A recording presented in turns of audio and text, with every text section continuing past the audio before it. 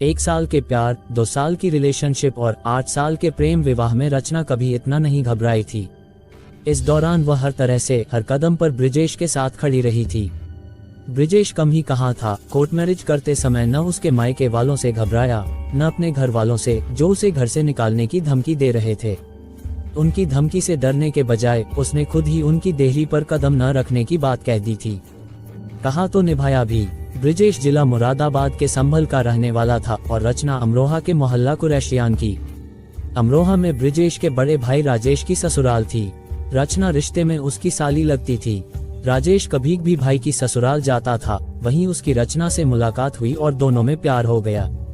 बाद में जब दिशु और परी आई तो घर वालों का प्रेम जागा और वे लोग रचना, ब्रिजेश व दोनों बच्चियों को खुद घर ले गए। तब तक रचना के मायके वाले भी दामाद और बेटी के प्रेमिल रिश्ते को समझ गए थे। 10 साल लंबे साथ में रचना को कभी लगा ही नहीं कि ब्रिजेश उसे प्यार नहीं करता या उसे उस पर विश्वास नहीं है। इतनी लंबी अवधि में रचना को न तो कभी ऐसी टेंशन हुई थी और न ही वह कभी इतनी घबराई थी। वजह ये कि तब हर कदम पर ब्रिजेश उसके साथ खड़ा था, उसका हौसला बनकर। वह इतना प्यार और विश्वास करने वाला पति था कि कभी भी रचना को अपनी किस्मत पर नाज होने लगता था। फिर ब्रिजेश को अचानक ऐसा क्या हो गया कि अपनी प्रेम संगिनी पर विश्वास ही नहीं रहा। उसके लिए वह दूषित हो गई, पराई सी लगने लगी। कभी भी वह ब्रिजेश के पक्ष में सोचती तो उसे लगता न ब्रिजेश गलत है न उसकी सोच। कोई और भी होता तो ऐसे ही सोचता, लेकिन वह खुद ही गलत कहाँ थी। गलत तो वह था जो अनायास उन दोनों के बीच घुस आया था। रचना की परेशानी ये थी कि ब्रिजेश को उसकी हकीकत बता भी नहीं सकती थी। बता देती तो कीचड़ के छींटे उसके दामन पर भी आते। संभल के मोहल्ला डेरा सहाय का रहने वाला ब्रिजेश करीब 8 महीने पहले मुरादाबाद आया था। उसने थाना नागफनी क्षेत्र के बंगला गांव स्थित रामवती के मकान में किराए के 2 कमरे ले लिए। फिर पत्नी रचना, दोनों बेटियों दिशु और परी को मुरादाबाद ले आया। मकसद था बड़ी हो रही बेटियों को किसी अच्छे स्कूल में पढ़ाना। ब्रिजेश ने खुद पीतल के एक बड़े कारखाने में नौकरी ढूंढ ली, जहां बनी चीजें एक्सपोर्ट होती थीं। बड़े शहर में आकर रचना भी खुश थी और दोनों बेटियां भी।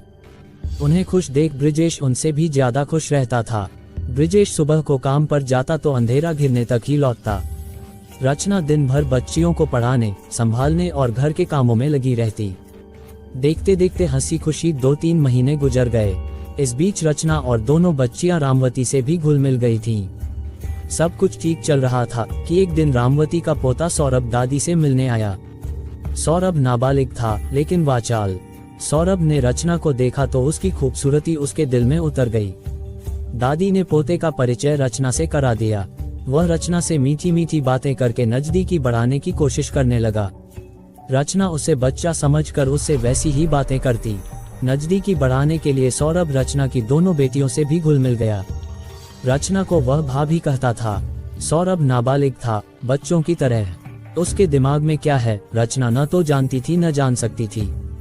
जो भी हो, इसके बाद सौरभ हर हफ्ते दादी से मिलने आने लगा। आता तो रचना और उसकी बेटियों से मिलता भी, बातें भी करता। कभी रामवती के सामने तो कभी पीछे। सौरभ मकान मालिक का पोता है, ये सोचकर रचना हंसती भी, उससे बातें भी करती। एक दिन सौरभ ने कहा, भाभी आप मुझे बहुत सुंदर लगती हो, मैं आपका एक फोटो ले सकता हूँ। रचना ने न हाँ कहा न ना। तब तक सौरभ ने मोबाइल निकालकर 3-4 फोटो खींच लिए। ये सामान्य सी बात थी। रचना ने सामान्य ढंग से ही लिया। सौरभ हफ्ते में 1-2 बार आता और दादी से कम और रचना व उसकी बेटियों से ज्यादा बात करता। बच्चियां उसके साथ खुश रहती थीं, इसलिए इस सब को उसने किसी दूसरे पहलू से देखा सोचा ही नहीं। एक बार सौरभ आया तो दादी के सामने ही रचना से बोला, भाभी आपकी सेल्फी ले लूं। रचना मना करती तो मकान मालकिन को बुरा लग सकता था, इसलिए उसने ना कहा ना हाँ। इसी बीच सौरभ ने रचना के कंधे के पास सिर ले जाकर सेल्फी ले ली। एक और करके उसने 3 सेल्फी ली, जिनमें एक ऐसी भी थी जिसमें पीछे की ओर से सौरभ का चेहरा रचना के कंधे पर रखा दिख रहा था और दोनों के गाल मिले हुए थे। बाद में उसने वह सेल्फी रचना को दिखाई तो वह उसे डिलीट करने को कहने लगी, लेकिन उसने ऐसा नहीं किया। वह अपने घर चला गया। सेल्फी ऐसी नहीं थी कि उसे लेकर परेशान हुआ जाए। रचना परेशान भी नहीं हुई, लेकिन घर जाकर सौरभ ने जब सेल्फी को बार बार देखा तो उसे लगा कि वह जवान हो गया है। पल भर में उसका किशोरव्य वाला दिमाग जवानी के पाले में जा खड़ा हुआ। दिमाग में उसी तरह की खुराफातें भी आने लगीं। उसे लगा रचना वाली सेल्फी उसके पास ऐसा हथियार है जिसके बूते पर वह उसे मनचाहे ढंग से झुका सकता है। वह पूरी कोशिश करेगी कि सेल्फी उसके पति के सामने न जा पाए। सौरभ ने जो सोचा किया भी। उसने रचना को फोन करना शुरू कर दिया।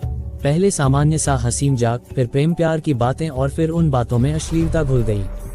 रचना को बुरा लगा तो उसने सौरभ को डांट दिया, फिर से फोन न करने को कहकर फोन डिस्कनेक्ट कर दिया। सौरभ एक दिन शांत रहा, लेकिन अगले दिन फिर फोन कर दिया। रचना ने उसे समझाया, तुम अभी बच्चे हो, ऐसी बेवकूफ़ी मत करो, नहीं तो मुझे तुम्हारी दादी से शिकायत करनी पड़ेगी। भाभी, ये हम दोनों के बीच की बात है, दादी इसमें क्या करेगी? बात दादी तक गई तो वह तुम लोगों को मकान से निकाल देगी, क्योंकि मैं सच थोड़े ही बोलूंगा। तुम पर उल्टा इल्जाम लगा दूंगा कि तुम मुझे फंसा रही थी। मैं नहीं माना तो। सौरभ की बात सुनकर रचना डर गई। सोचने लगी, यह औरत होने की सजा है या विश्वास करने की? एक किशोर से स्नेहपूर्वक बात करना क्या इतना घातक है?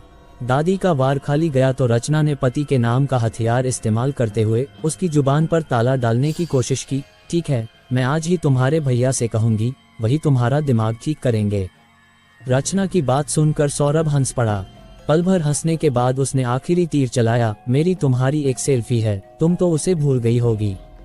कोई बात नहीं, मैं भेज देता हूँ, पहले देख लो फिर धमकी देना। देखो और सोचो, मैंने ये सेल्फी ब्रिजेश भैया को भेज दी तो क्या होगा? सौरभ ने सेल्फी रचना को भेज दी। रचना सेल्फी वाले वाक़े को भूल चुकी थी, लेकिन उसने सौरभ की भेजी सेल्फी देखी तो थर्रा कर रह गई। ब्रिजेश उसे देख लेता तो उस पर ही इल्जाम लगाता।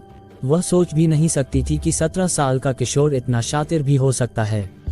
उसकी परेशानी ये थी कि सौरभ मकान मालकिन का पोता था। बात बढ़ती तो वह उसी का पक्ष लेती, उन्हें मकान खाली करने को भी कह सकती थी।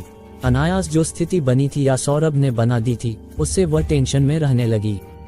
इस स्थिति में उसे सौरभ को बहलाए फुसलाए भी रखना था और उसे ब्रिजेश को सेल्फी भेजने से रोकना भी था।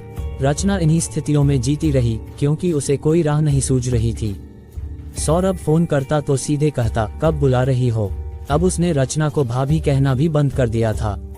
ये सब चल ही रहा था कि 23 मार्च को लॉकडाउन की घोषणा हो गई। ब्रिजेश का काम पर जाना बंद हो गया, वह घर में रहने लगा। रचना हर समय डरी डरी सी रहने लगी। डर स्वाभाविक था, उसे जिसका डर था वही हुआ। सौरभ ने फोन कर दिया। रचना को अलग जाकर फोन सुनना पड़ा। उसने सौरभ से ब्रिजेश के घर में होने की बात कहनी पड़ी। इस पर वह खुश होते हुए बोला, ये तो और भी अच्छा है, उसकी बगल में बैठकर बात करो मुझसे, वह सुनेगा तो और मजा आएगा। रचना उसके सामने रोई गिड़गिड़ाई, मिन्नतें की, लेकिन सौरभ पर कोई असर नहीं हुआ। वह कमीनों की तरह हंसते हुए बोला, छोटी सी बात है, मान जाओ, इतना परेशान होने की क्या जरूरत है, तुम भी खुश रहो, मैं भी खुश। वह बात करके कमरे में आई तो ब्रिजेश ने पूछा, किससे बात कर रही थी? जल्दी में कुछ नहीं सूझा तो रचना ने कह दिया, मायके से फोन था, उनसे तो मेरे सामने भी बात कर सकती थी। रचना ने सॉरी कहकर बात तो खत्म कर दी, लेकिन ब्रिजेश उसके उतरे चेहरे को देखकर समझ गया कि कहीं कुछ तो गड़बड़ है। उसने मन ही मन उस गड़बड़ का पता लगाने की ठान ली।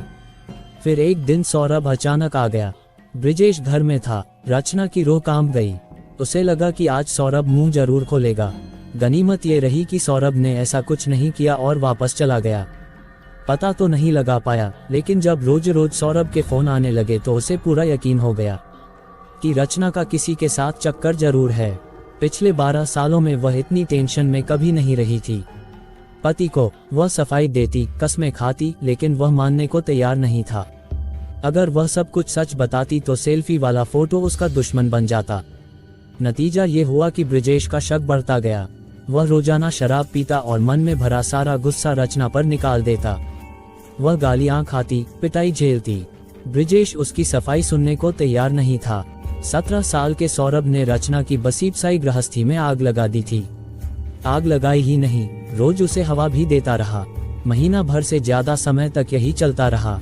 जब रचना पूरी तरह टूट गई, बात बर्दाश्त के बाहर हो गई, तो एक दिन उसने ब्रिजेश को सच्चाई बता दी। ब्रिजेश ने उसकी बात पर यकीन किया या नहीं, यह अलग बात है, पर उसने रचना से कहा, तैयार हो जा, थाने चलते हैं। रचना और ब्रिजेश थाना नागफनी गए और लिखित तहरीर दे दी। तहरीर लेकर थानेदार ने कह दिया, बाद में देखेंगे। पति पत्नी मुंह लटकाए लौट आए। बात जहां थी वहीं रह गई। वही शक, वही संदेह और वही लड़ाई झगड़ा मारपीट। रचना ब्रिजेश को जितनी सफाई देती समझाती, वह उसे उतना ही गलत समझता। 20 जून 2020 को शनिवार था। उस दिन ब्रिजेश रचना से खूब लड़ा, इतना ज्यादा कि रचना को अपनी जिंदगी बेकार लगने लगी। कोई रास्ता नहीं सूझा तो उसने अपनी हाथ काट ली। किसी पड़ोसी ने इसकी सूचना बंगला गांव पुलिस चौकी को दी। चौकी इंचार्ज रामप्रताप सिंह मौके पर आए और उन्होंने रचना को जिला अस्पताल में भर्ती करा दिया। इससे रचना की जान बच गई। रामप्रताप सिंह को लगा कि पति पत्नी के झगड़े का मामला है, इसलिए उन्होंने दोनों को समझाया, उन्हें उनकी बच्चियों का वास्ता दिया। साथ ही दोनों को सीधे घर जाने को भी कहा। दूसरे दिन रचना और ब्रिजेश पुलिस थाना में अपनी रिपोर्ट लिखवा दी। फिर उसके बाद थाना प्रभारी रामप्रताप सिंह ने इस केस को बारीकी से जांच किया। फिर उसके बाद दोषियों को सजा दिलवाई।